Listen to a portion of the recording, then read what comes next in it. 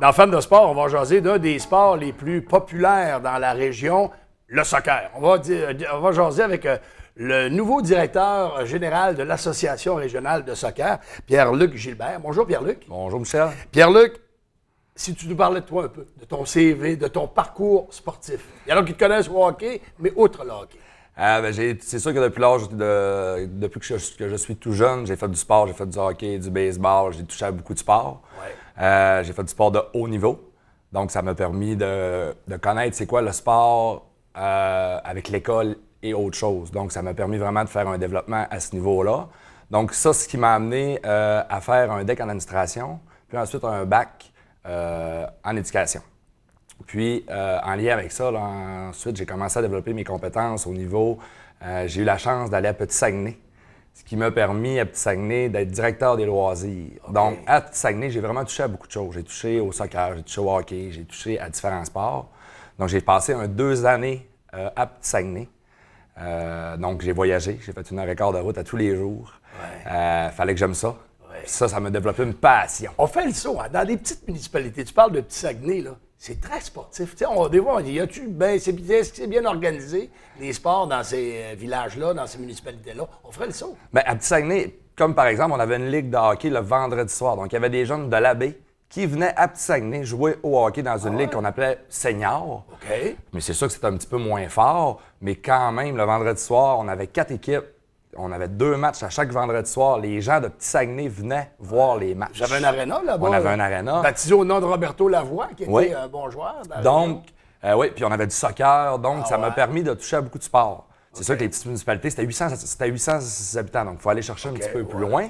Ensuite, ça allait mis fin à mon contrat, puis j'ai été pour Renfort-Mont-Lac. Okay. Donc, avec les jeunes, encore une fois, au niveau du sport et dans les écoles. Donc, ça m'a permis de développer au niveau sportif, encore une fois. Et quelles seront tes fonctions au sein de l'Association régionale de soccer?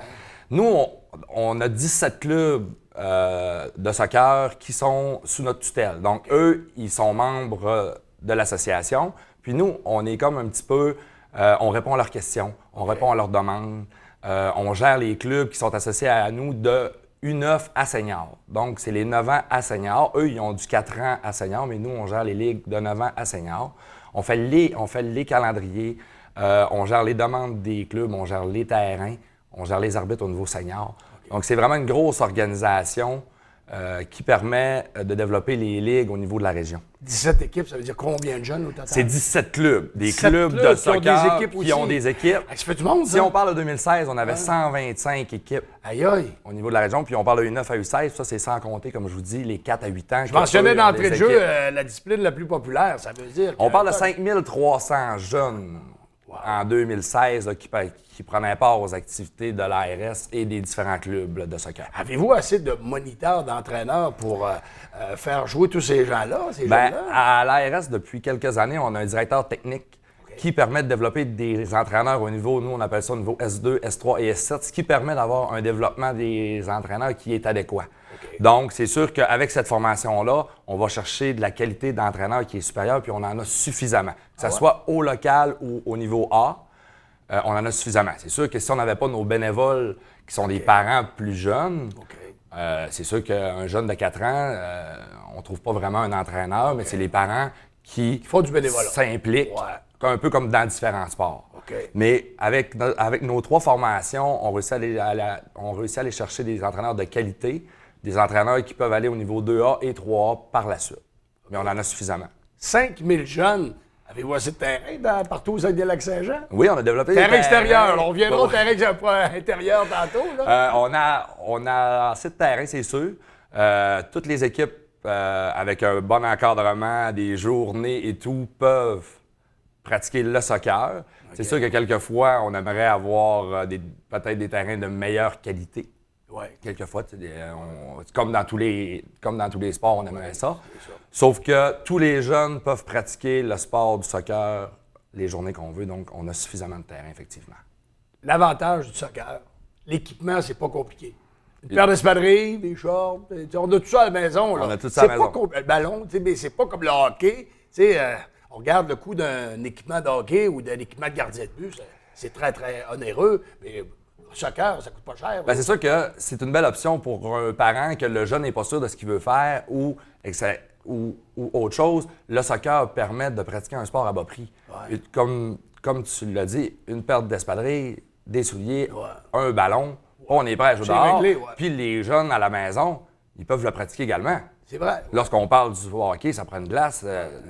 Les jeunes, que ce soit en été, en hiver, on sort le ballon, on est en gymnase ou on est dehors, puis ça permet de Il faut pratiquer. penser aux parents qui ont 2, 3, 4 enfants. Ça coûte cher. Au hockey, une autre discipline, mais le soccer, c'est... Ben, c'est sûr que si je me mets à la place de mes parents, à moindre coût. qui étaient jeunes, qu'il fallait changer les patins tous les ans parce que j'avais des grands pieds, etc. Bon, soccer, c'est une paire de souliers, ça coûte un petit peu moins cher, c'est sûr. Si on va plus haut dans le calibre, sport-études, vous avez plusieurs joueurs. D'ailleurs, vous arrivez d'un voyage en France. Raconte-nous un peu ce qui s'est passé, ils viennent d'arriver. Là. Ben, les jeunes sont arrivés hier, sont partis 10 jours en France pour jouer 10 matchs contre des clubs de France et visiter. Okay. On a même réussi à aller chercher des victoires. On a 5 victoires Bravo. en France.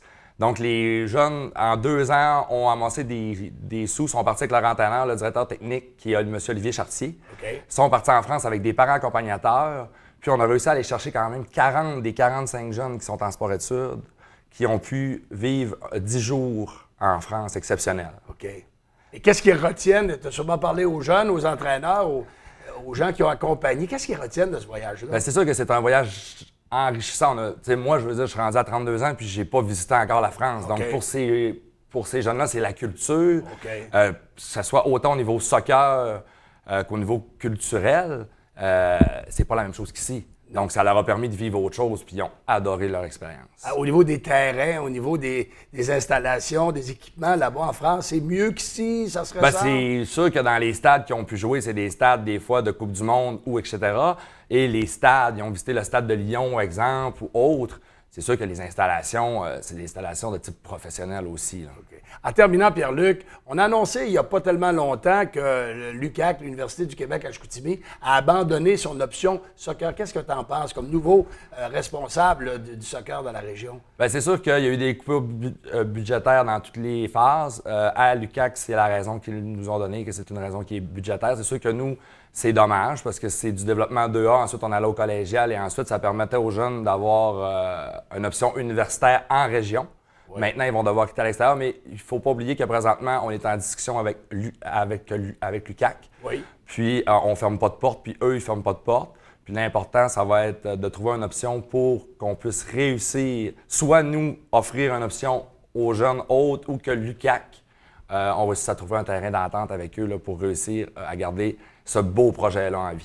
Et en parlant des beaux projets, avec l'arrivée des Jeux du Québec à Alma, on a construit une bâtisse qui peut accueillir des matchs de soccer intérieur. Et à Chicoutimi, au Saguenay, il est possible qu'on ait également une bâtisse intérieure. Ça serait vraiment excellent pour jouer au soccer 12 mois par année. Bien, c'est sûr que pour les Jeux du Québec à Alma, on a un soccer à 7, donc qui va permettre le développement. C'est sûr que ça va débuter, parce que les Jeux du Québec viennent de se terminer il n'y a pas longtemps. Donc, ça va nous permettre de pratiquer le soccer à 7. Ça va être un beau partenariat avec la ville d'Alma. Puis, c'est sûr qu'à Chicoutimi, c'est un partenariat privé. Ouais. Donc, pour l'instant, nous, on n'est pas encore... on souhaite que ça fonctionne. On n'est pas impliqué, mais on suit les démarches de très près. C'est sûr que ça nous permettrait d'avoir plus de soccer et peut-être de pousser les jeunes encore plus, peut-être d'avoir une concentration au niveau ici en sport-études qui pourrait se développer également. Et là, Pierre-Luc, on était au début de mai. Quand on va pouvoir fouler les terrains pour jouer au soccer dehors?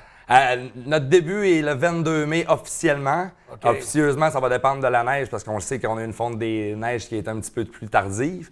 Mais les jeunes peuvent toujours aller s'inscrire dans les différents clubs de la baie et dans les différents clubs de la région. Encore cette semaine, il n'y a pas de trouble pour, si vous voulez inscrire les jeunes, on est ouvert encore pour les inscriptions. Pierre-Luc Gilbert, merci beaucoup. Bonne saison de soccer. Merci beaucoup, Michel. Merci d'avoir été là. Voilà, on vous revient dans quelques instants à Fans de sport.